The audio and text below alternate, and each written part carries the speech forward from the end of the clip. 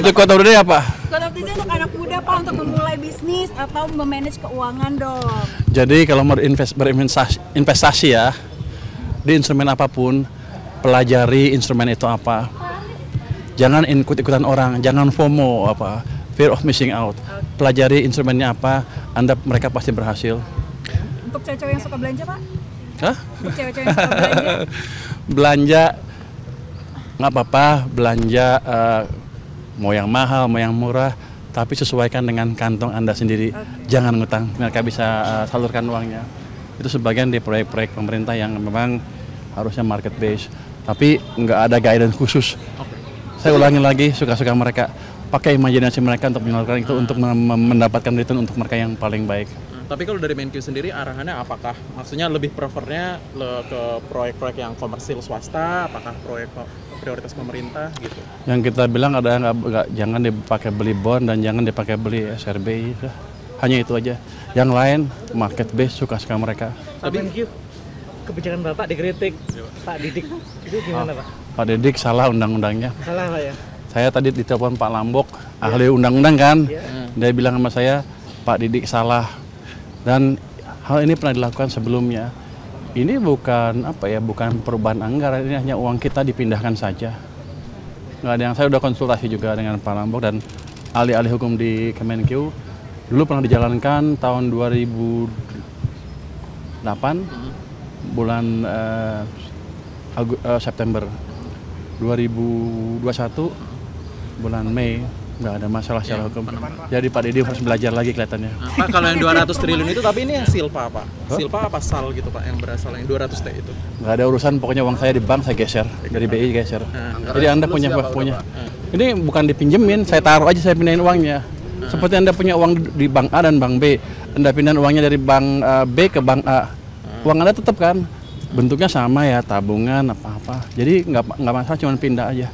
Cuman karakteristiknya beda. Kalau bank sentral nggak bisa diakses oleh perekonomian dan perbankan. Kalau di bank biasa bisa diakses dan bisa menyebar dan bisa memberi stimulus ke perekonomian. Itu utamanya. Jadi banyak yang salah mengerti. Seolah-olah saya memakai SAL untuk pembangunan atau uangnya saya ambil untuk pembangunan tertentu. Tidak. Saya hanya memaksa perbankan berpikir secara profesional. Jadi saya memaksa market mekanisme berjalan dengan memberi uang tambahan ke mereka. Jangan santai-santai aja jadi naruh uang di bank sentral, di obligasi, nggak ngapa-ngapain, enak banget.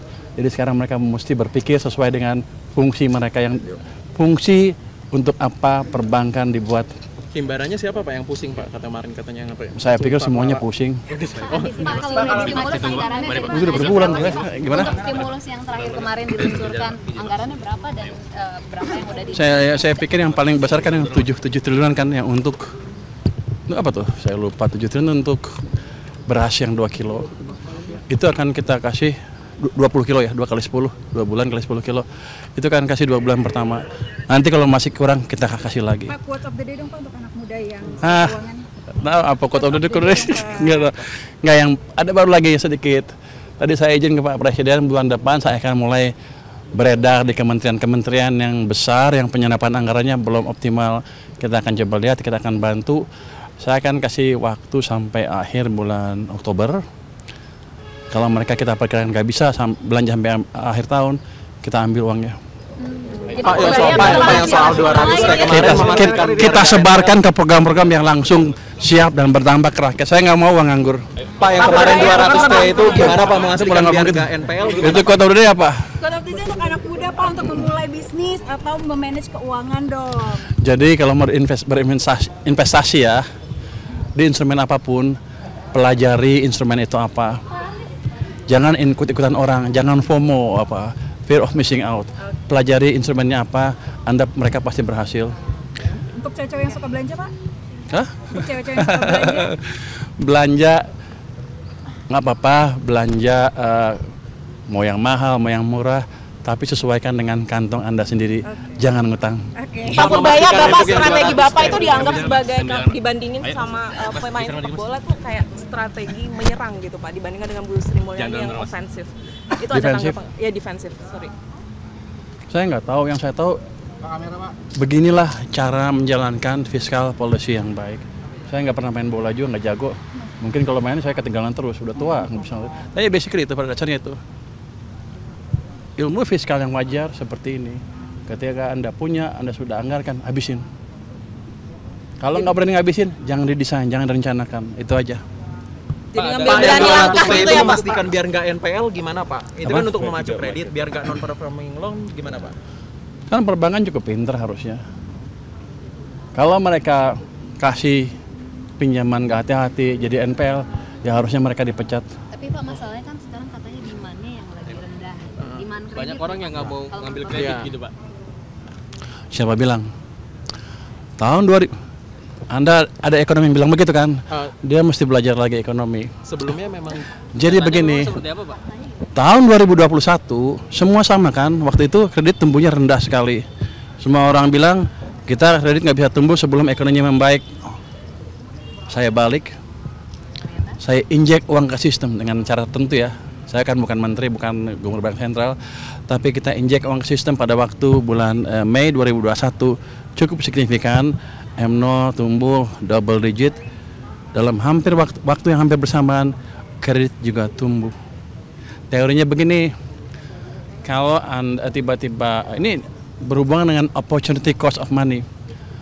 Kalau opportunity cost of money turun, bunga turun, uang ada dan uangnya ada misalnya, kan orang yang punya uang jadi nggak sayang belanja lagi. Kenapa? Loh, bunganya lebih kecil dari sebelumnya, gue habisin aja duit saya, kira-kira gitu. Sementara orang yang perusahaan yang mau ekspansi nggak takut lagi pinjam uang. Kenapa? Bunganya lebih dari sebelumnya. Ini kesempatan untuk berekspansi. Teorinya seperti di belakang layar, tapi empirisnya sudah kita perlihatkan di tahun 2021. Pada waktu itu kalau Anda rapat ke SSK, mereka akan bilang ekonomi nggak bisa, kredit nggak bisa bagus karena ekonominya belum tumbuh. Saya bilang enak amat kerjanya kalau gitu. Regulator ngapain? Jadi kita balik waktu itu dan berhasil. Itu bukti yang nyata. Optimis tahun ini bisa seperti itu lagi ya Pak? Targetnya berapa? Saya nggak optimis, tapi biasanya perilaku dari sistem perekonomian nggak berubah. Kalau saya kasih pok gini, biasanya begini, saya segini pasti gini terus. Jadi dia nggak akan berubah-ubah. Itu akan berubah mungkin setelah ada perubahan generasi atau generasi dua generasi setelah kebiasaan Anda berubah. Ini kan masih pelaku sama kan dalam 10 tahun terakhir. Jadi kemungkinan besar responnya akan sama. Kalau hitungan Jadi kalau Anda akan- orang ekonom seperti itu ngelihat empiris statistik behavior seperti apa. Once apa? Segera setelah kita tahu behavior system, kita bisa memanipulasi dan sistemnya akan merespon dengan respon yang sama. Itu yang saya pakai. Pak, kalau hitung-hitungan PPSK, Pak, Bapak itu udah akan dibahas terlihat belum sih, Pak? berapa lama Pak? Apa? Akan terlihat berapa lama targetnya? Ke ekonomi biasanya sih ke ekonomi realnya 2 bulan 3 bulan kelihatan, tapi kalau pertumbuhan kredit mestinya 1 bulan udah kelihatan. Tapi yang jelas gini, perbankan lagi gelisah untuk menyalurkan uang ke sistem perekonomian. Market tahu, para pelaku ekonomi tahu, para deposan udah mulai merasakan, para pemilik perusahaan sudah merasakan, mau ya pasti tawaran itu kredit, mau nggak kredit, itu dirasakan oleh ekonomi, pelaku ekonomi keseluruhan. Itu pelan-pelan akan atau dengan cepat akan masuk ke sistem perekonomian, akan membalik arah sentimen semua kita. Yang tadinya Anda takut-takut, oh Indonesia gelap, mungkin sebentar lagi Indonesia terang sedikit. Pertamanya semakin ke depan semakin terang lagi. Jadi nggak usah takut.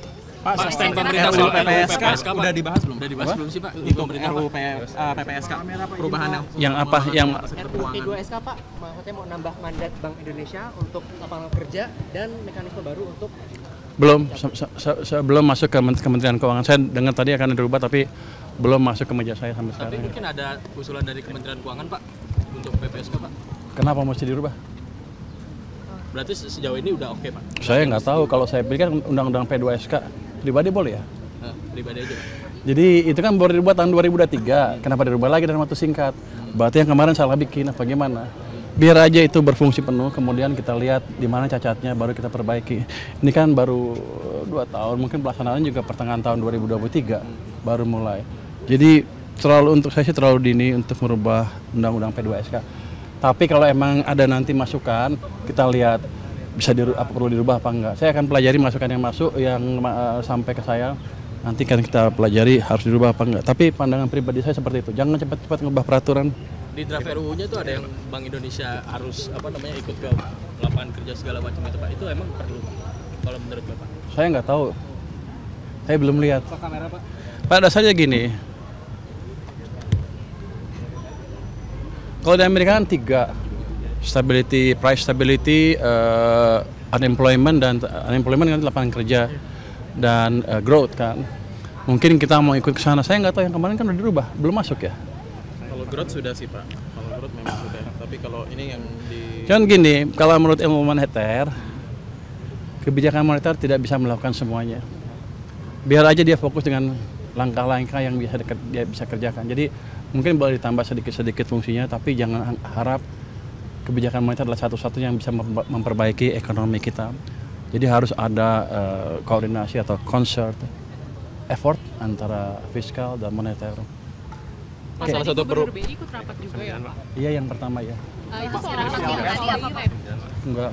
Itu kan independen. BI kan independen. Anda jangan anggap pemerintah intervensi. BI itu independen, full independen.